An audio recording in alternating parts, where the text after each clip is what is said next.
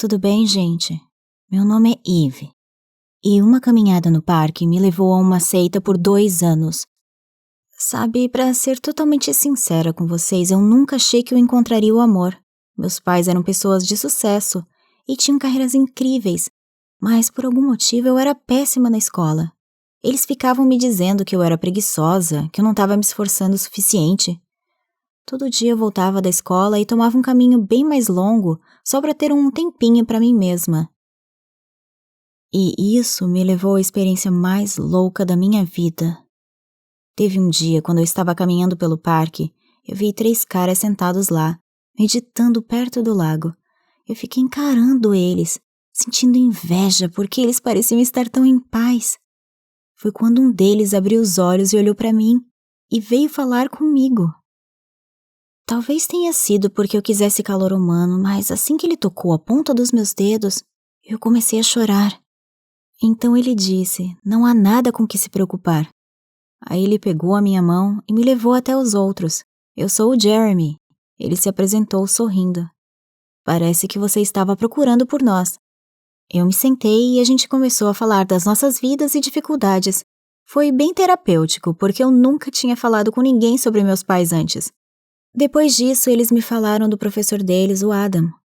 Sobre o quão bons os ensinamentos do Adam seriam para o mundo, se ele tivesse recursos e pessoas o suficiente para ajudar.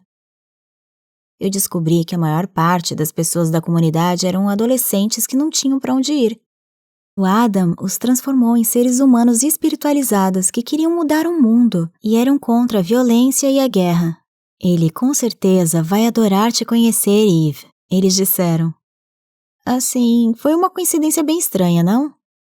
E eu não sei o que me deu, mas parecia ter sentido.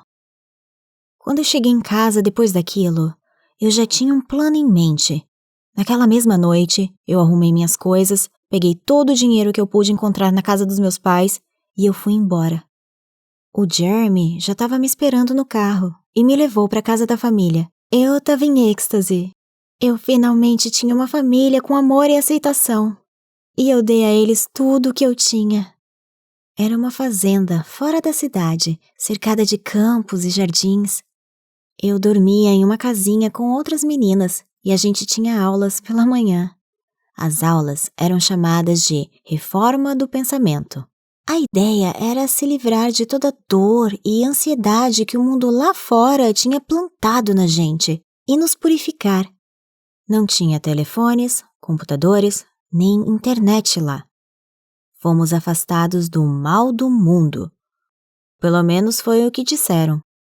Depois de 2 semanas dessa rotina, dormir, ir às aulas, meditar e dormir de novo, eu finalmente estava pronta para conhecer o Adam.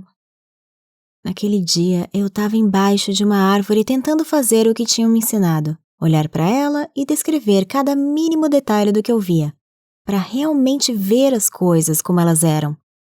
Foi quando eu senti um toque delicado no meu ombro e uma voz suave, hipnotizante, como se fosse da própria natureza. "Eu estive esperando por você, Eve." Ele disse quando eu me virei para ele. Sua figura alta e divina foi iluminada pela luz do sol. Eu senti que era o Adam. "Ande comigo," ele disse e eu obedeci. A gente estava andando há um tempo em silêncio, e quando ele começou a falar, parecia que ele falava em versos. A gente estava perto do lago quando ele acariciou meu rosto e me beijou.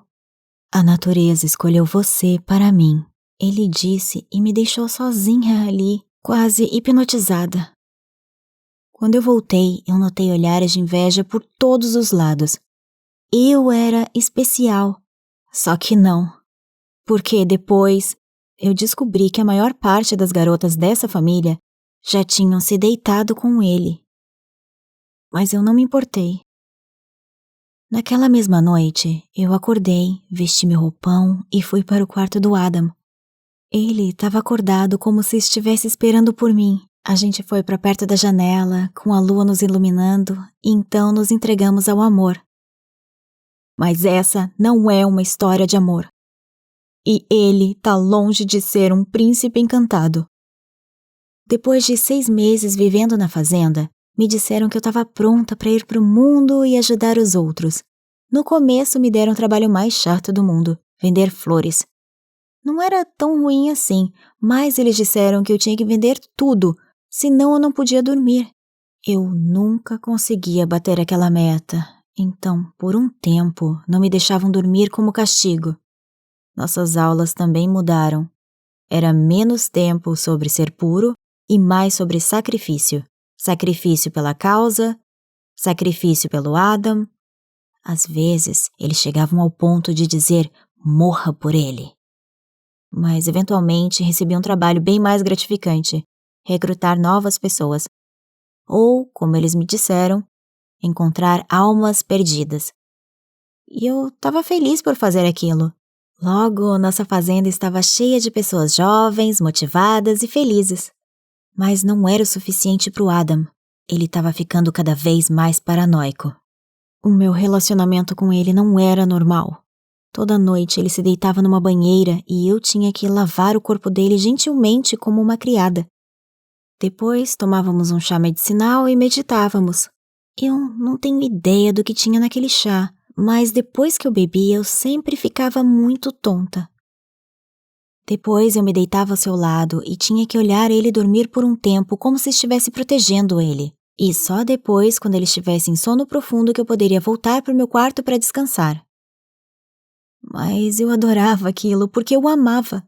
E foi assim até 1 ano atrás, quando eu comecei a ficar mais amiga do Jeremy. O Adam, às vezes ele viajava para algum lugar por 2 ou 3 dias, dizendo que ia recuperar a energia e sabedoria. Aqueles dias eram muito difíceis para mim porque eu estava acostumada a ficar perto dele e ser dele. O Jeremy me ajudava. Ele via como eu ficava triste, então ele tentava me fazer sorrir e me dava flores. Mas de algum jeito, o Adam descobriu e ficou furioso. Um dia ele voltou de viagem e o Jeremy desapareceu. Ninguém sabia onde ele estava. E o Adam disse que eu não tinha mais permissão para sair da fazenda porque ele não confiava mais em mim. 1 semana depois disso, ele ia sair em outra viagem, mas não queria me deixar lá. No dia da viagem, ele disse que eu iria junto com ele. Eu estava arrumando as minhas malas quando eu vi alguma coisa atrás da porta. Tinha um pequeno porão naquela parte da casa e tinha uma coisa rangendo lá dentro. Eu tentei abrir a porta, mas estava trancada. Eve! Eu vi uma voz, e era a voz do Jeremy. Ele estava trancado lá dentro. Eu fiquei em pânico. Eu não tinha ideia de como destrancar aquela porta. A voz fraca do Jeremy dizia, a janela. Eu peguei uma luminária de metal que estava ali e fui até o lado de fora da casa. Encontrei uma janelinha escondida atrás dos arbustos e quebrei a janela. Naquela hora, eu vi os passos e soube que o Adam tinha voltado para casa. Então eu tive que me apressar. Eu disse boa sorte pro Jeremy e corri até o Adam para que ele não desconfiasse. O Adam e eu deixamos a fazenda e viajamos pela floresta. A ansiedade estava me consumindo por dentro. Eu não tinha ideia se o Jeremy tinha saído de lá vivo. Eu não tinha ideia do que o Adam estava querendo. Eu acabei dormindo quase toda a viagem, mas as horas seguintes foram ainda mais doidas. Porque quando chegamos finalmente onde ele queria ir, estávamos na frente de uma mansão enorme. Um mordomo cumprimentando, uma criança que apareceu na janela e gritou pai, e uma mulher mais velha que veio beijar o Adam na boca. Aí ele me apresentou como a secretária dele. Meu Deus, eu pensei. Não tinha caridade nenhuma. Ele não era um professor. Ele estava pegando tudo pra ele era um hipócrita. Um mentiroso. Eu não esperei nem mais 1 minuto. Eu simplesmente desapareci correndo na rua. Eu acho que eu apaguei porque eu só me lembro de alguns pedaços e de caminhar em direção à casa da minha família. O mesmo caminho que eu fazia quando eu voltava da escola.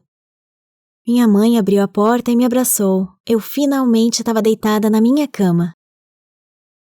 Esse último ano foi muito difícil para mim. Eu mal pude contar para os meus pais o que aconteceu. Eu comecei a fazer terapia porque eu não conseguia lidar com tudo sozinha. E eu descobri que o Jeremy fugiu também.